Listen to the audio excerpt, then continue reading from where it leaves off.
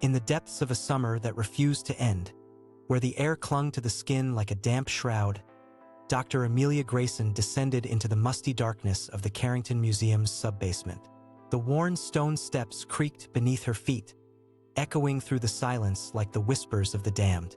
Her fingers, thin and pale as cigarette paper, grasped the cool metal railing as she made her way down, the only sound the soft rustle of her linen suit. In the flickering fluorescent light, shelves upon shelves of dusty artifacts stretched towards the vaulted ceiling, a labyrinthine repository of relics gathered from the farthest reaches of the world. Glass cases, adorned with yellowed labels, held the petrified remnants of creatures that defied categorization, their eyes empty, yet seemingly watchful, staring into the abyss of eternity. Fossilized bones of giants, ancient scrolls wrapped in brittle linen, and tomes bound in what appeared to be human skin, the museum's hidden treasure trove was a cabinet of curiosities that would have made even the most jaded scholar tremble. Dr. Grayson's destination lay at the farthest corner, where a door, hidden behind a tattered velvet curtain, bore the faded inscription, "Department of Anomalous Zoology, Authorized Personnel Only." A small, rusted key glinted in her hand, a token from the museum's enigmatic director, Dr. Harlow. Her heart, a slow drumbeat in her chest, quickened as she inserted the key and turned it, the sound of the mechanism releasing a faint hiss, like the exhalation of a forgotten deity. Beyond the door, a narrow corridor stretched, its walls lined with rows of narrow, wooden cabinets, each adorned with a small, brass plaque, etched with a single, obscure word, Tessera, Cygnus, Thonic. The air within was heavy with the scent of camphor and decay, stinging her nostrils as she ventured deeper into the passage. Dr. Grayson's eyes adjusted to the faint, blue-green glow emanating from the cabinets, as if the very wood itself was radiating a faint, otherworldly luminescence. At the corridor's terminus, a lone, ornate box rested upon a pedestal of black, polished marble, a small, silver plaque inscribed with the words, "Specimen 731, The Hunger of Tychoids," in elegant, cursive script. Dr. Grayson's pulse quickened as she reached for the box, her fingers hovering above its lid, as if hesitant to disturb the secrets within. The wood, smooth and cool to the touch, seemed to vibrate with a latent power, as if the very essence of the anomaly it contained was straining to break free. Suddenly, the air around her began to ripple and distort, like the surface of stagnant water, as if the very fabric of reality was about to tear asunder. In the cabinet to her left, a faint crimson light began to seep from the seams, as if some dormant eldritch force was stirring, responding to her presence. Dr. Grayson's breath caught in her throat as she sensed the presence of something ancient, something that defied the laws of nature, something that white-eyed to be unleashed. The cabinet's brass plaque, once engraved with the single word Tessera, now shimmered, the letters rearranging themselves to spell out a new, unsettling message, "Eyes upon you." Dr. Grayson's skin crawled as the crimson light intensified, casting an unholy glow upon her hands, making them seem like skeletal extensions of some ancient, malevolent deity.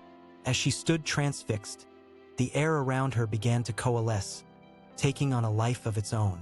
Shapes, like wispy tentacles, began to materialize, curling and uncurling around her like living, ethereal whips. The whispers of the damned, which had haunted the stairs, grew louder, a cacophony of sighs and moans that seemed to emanate from the very walls themselves. Suddenly, the box on the pedestal began to shift, its lid creaking open, releasing a faint, pungent odor that reeked of decay and cinnamon. A low, pulsing hum, like the reverberation of 1,000 distant drums, filled the air, making Dr. Grayson's teeth ache. The lights within the cabinets began to strobe wildly, casting an otherworldly glow upon the scene, as if the very fabric of reality was about to rend asunder, unleashing a maelstrom of unholy terror. In the midst of this maelstrom, a figure began to take form. Its presence was heralded by an unnameable, crawling horror that seemed to seep from the shadows themselves. The air grew colder, the whispers ceasing as if the very damned themselves held their collective breath in anticipation. Dr. Grayson's eyes, frozen upon the spectacle, beheld the impossible. A creature, born of nightmare and madness, coalescing before her. Its eyes, two burning, green stars, fixed upon her with an unblinking, abyssal gaze. The creature's form, a twisted, elongated thing, defied the laws of anatomy. Its body a mass of writhing, pulsing tendrils that seemed to shift and flow like a liquid nightmare. Its skin, a deep, bruised purple, appeared to absorb the faint, flickering light, as if it were a void, a hole in the fabric of reality, drawing all sanity and reason into its abyssal depths. Dr. Grayson's mind, reeling from the impossibility of what she beheld, struggled to comprehend the horror before her. The stench of decay, cinnamon, and something else, something indescribable, wafted from the creature's presence, making her stomach churn with a mixture of fear and awe. The air was heavy with an unnameable, crawling horror that seemed to seep from the creature's very pores, infecting the atmosphere with an eldritch, otherworldly power. As the creature's gaze, those two burning, green stars, fixed upon her, Dr. Grayson felt her consciousness begin to unravel, her sense of self disintegrating like a moth consumed by flames. The creature's presence was a black hole, a void that threatened to devour her very essence, leaving only a hollow, gibbering shell in its wake. The whispers of the damned, which had paused in anticipation, resumed their cacophonous chant, the words becoming clear, a litany of madness that echoed through Dr. Grayson's mind. The hunger of tychoids, the hunger of tychoids. The creature's presence, the whispers, and the strobing lights conspired to shatter her grip on reality, threatening to propel her into the abyss of madness, forever trapped in the labyrinthine horrors that lurked beyond the veil of sanity. The creature's gaze, a piercing emerald stare, seemed to bore into Dr. Grayson's very soul, as if it sought to unravel the deepest, most primal fears that lurked within the labyrinthine recesses of her mind. The whispers, now a deafening chant, reached a fever pitch, the words "the hunger of tychoids" echoing through her skull like a mantra of damnation. Suddenly, the creature's form began to shift, its tendrils like grasping fingers, reaching out to ensnare her. Dr. Grayson's mind, a maelstrom of terror, screamed silently, her body frozen in a paralysis of fear. The creature's face, a twisted, inhuman visage, drew closer, its mouth, a lipless slit, curling into a macabre, serpentine smile. As the creature's hot, rank breath washed over her, Dr. Grayson's vision began to blur, the colors of the room bleeding together in a mad, kaleidoscopic dance. The whispers ceased, replaced by an oppressive, crushing silence, as if the very fabric of reality had been torn asunder, plunging her into a realm where the laws of sanity no longer applied.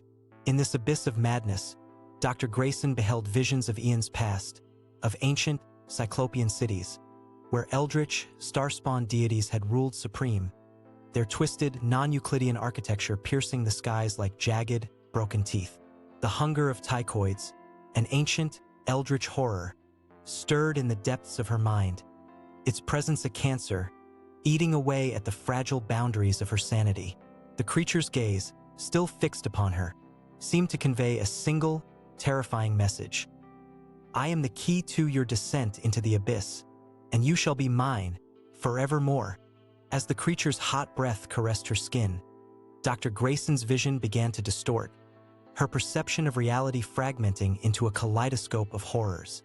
The museum's subbasement, once a labyrinth of dusty relics, had transformed into a twisted, Escheresque nightmare, where stairs led to impossible geometries, and corridors looped back upon themselves like serpents devouring their own tails. The creature's face, a twisted, inhuman visage, seemed to split, its mouth opening wide enough to devour a soul. Dr. Grayson's mind, a maelstrom of terror, screamed silently, her body frozen in a paralysis of fear, as the creature's abyssal gaze drew her closer, into the depths of its own maw.